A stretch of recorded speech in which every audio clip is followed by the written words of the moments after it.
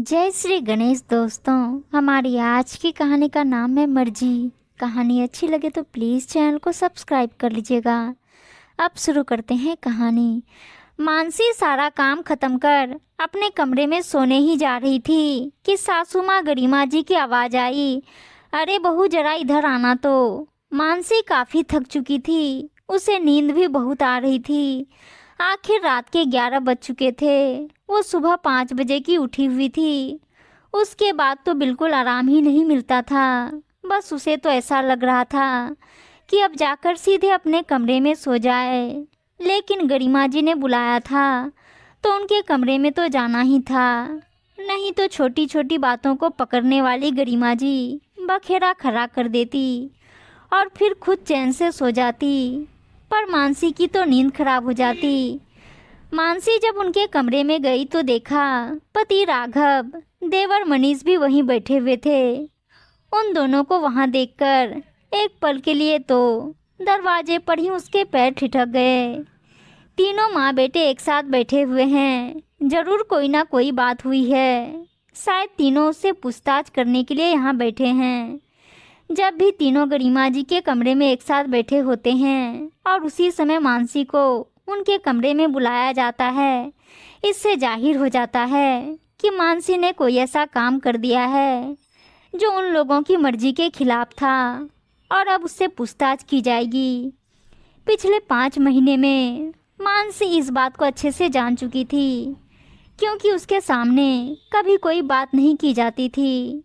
रिश्तेदारी में क्या चल रहा है, घर में क्या डिसीजन लिए जा रहे हैं, कौन आ रहा है, कौन जा रहा है, मानसी को इस बारे में पता नहीं होता था। उसे सिर्फ पता होता था कि उसे क्या काम करना है या स्कूल से आते समय बाजार से क्या सामान लाना है। अभी 5 महीने पहले ही उसका पोस्ट ग्रेजुएशन पूरा होते ही उसके पापा ने उसकी शादी राघव से कर दी थी। अपनी शादी के कुछ दिनों बाद ही मानसी ने एक स्कूल में 15,000 रुपये में नौकरी ज्वाइन कर ली थी। उसके ससुराल में किसी को उसके नौकरी करने से कोई ऐतराज नहीं था, लेकिन हाँ, उसकी अपनी मर्जी से खर्च करने पर काफ़ी ऐतराज होता था।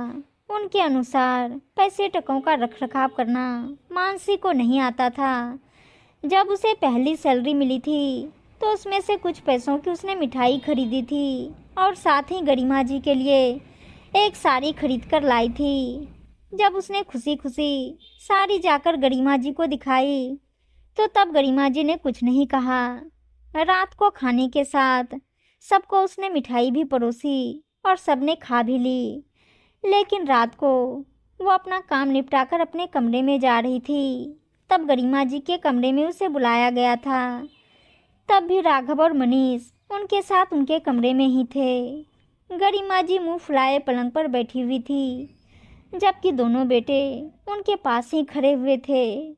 उसके कमरे में जाते ही राघव ने बोलना शुरू किया। मानसी मम्मी को ये बात बिल्कुल अच्छी नहीं लगी कि तुमने उनसे पूछे बगैर अपनी सैलरी खर्च कर दी। कम से कम एक बार पूछना तो चाहिए था। ये सुनकर मानसी ने हैरानी से गरिमा जी की तरफ देखा और फिर कहा, पर मैं तो अपने लिए कुछ भी नहीं लेकर आई हूँ। पहली सैलरी मिली थी तो सोचा कि घर में सबके लिए मिठाई ले चलती हूँ, और फिर मम्मी जी के लिए साड़ी खरीद कर लाई थी। और मैंने सारी सैलरी भी खर्च नहीं की है, कुछ पैसे ही तो खर्च किए हैं, बाकी की सैलरी तो मेरे पास ही है। लेकिन भाभी, आप इस घर की बहू हो, इतनी बड़ी नहीं हो ओहदे में कि बिना पूछे ही सारे काम कर लो। हम भी अपनी मम्मी से पूछे बगैर कुछ नहीं करते। देवर मनीष बीच में ही बोला। एक बार तो मानसी का मन किया कि बोल दे, देवर हो देवर ही बनकर रहो। जब मेरा पति मुझसे सवाल जवाब कर रहा है तो आपको बीच में बोलने की ज़रूरत नहीं। लेकिन उसने सोचा कि बेवजह बखेड़ा हो जाएगा। मानसी राघव से कुछ कहने को हुई ही थी तो गरिमा जी बीच में बोल पड़ी। देखो बहू, तुम्हारा यह कदम बिल्कुल गैर जिम्मेदाराना था। तुम इस घर की बहू हो, कम से कम हमें तो पता होना चाहिए ना कि तुम पैसे कहाँ खर्च कर रही हो, और फिर क्या कमी है हमारे घर में जो पैसों को फालतू खर्च कर रही हो। ये पहली बार था इसलिए हमने कुछ नहीं कहा। लेकिन आइंदा ऐसी हरकत नहीं होनी चाहिए। उनकी बात सुनकर मानसी चुप हो गई। बाद में राघव जब कमरे में आया तो मानसी ने उसे समझाना चाहा, लेकिन राघव तो कुछ सुनना ही नहीं चाहता था। उसने डांट कर उसे ही चुप करवा दिया। लेकिन हाँ, उसके बाद राघव ने उसका बैंक अकाउंट खुलवा दिया, जो उसके स्कूल के रास्ते में ही पड़ता था। जैसे ही सैलरी नकद में उसके हाथ आती, उसी दिन आते समय मानसी को बैंक में जमा करानी पड़ती, और इसका नोटिफिकेशन भी राघव के फ़ोन पर ही आता। पर यह ज़रूर होता था कि स्कूल से आने से पहले गरिमा जी मानसी को फ़ोन कर देती थी और फिर सामान मंगवा लेती थी। ये अलग बात थी कि वो खर्चा मानसी ही करती थी। उससे उन्हें और राघव और मनीष को ऐतराज़ नहीं था। खैर, मानसी कमरे में पहुंची तो उसके अंदर आते ही हमेशा की तरह राघव ने ही बोलना शुरू किया। मानसी, मैंने सुना है कि तुमने बैंक में आज अपनी एक आरडी करवाई है।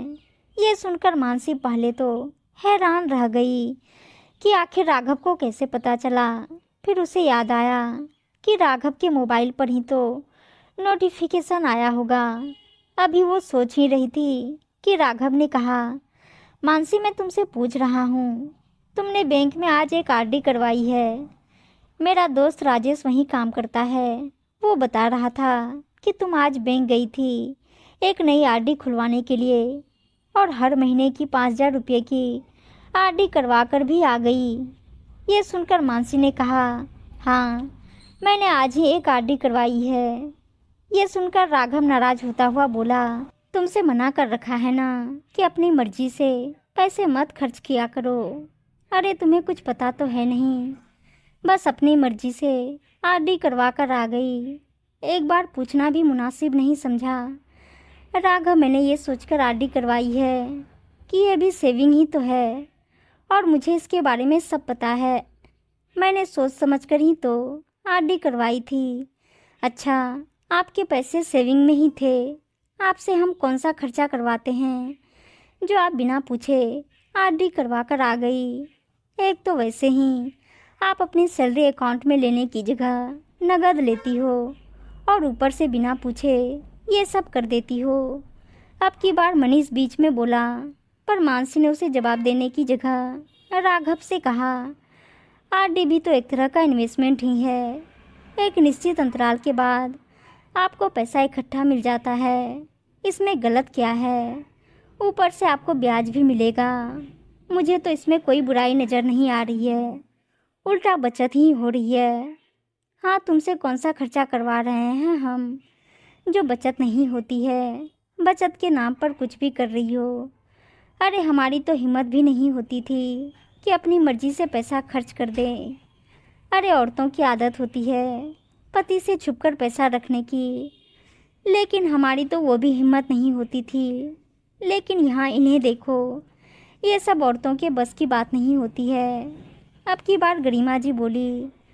इससे पहले मानसी कुछ कहती, राघव बोल पड़ा, आइंदा हमसे पूछे बिना इन्वेस्टमेंट मत करना।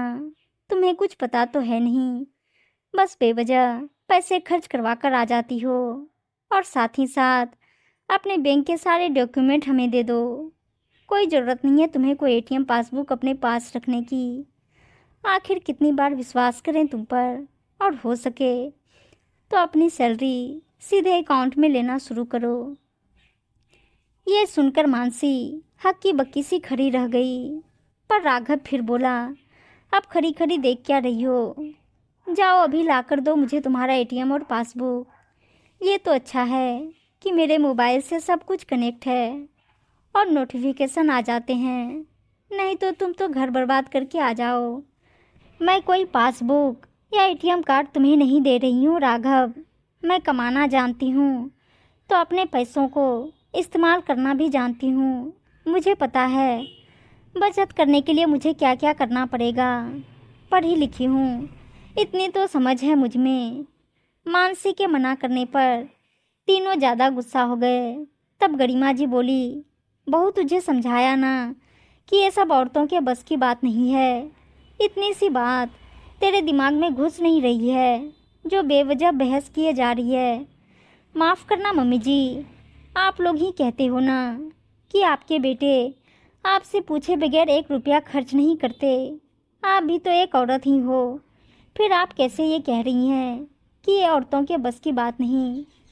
फिर मनीष की तरफ मुड़कर बोली, और देवर जी, आपको कंट्रोल में रखना है तो कल को आपकी पत्नी आएगी, उसे रखिएगा। मुझसे इतने सवाल जवाब करने का आपको हक नहीं है।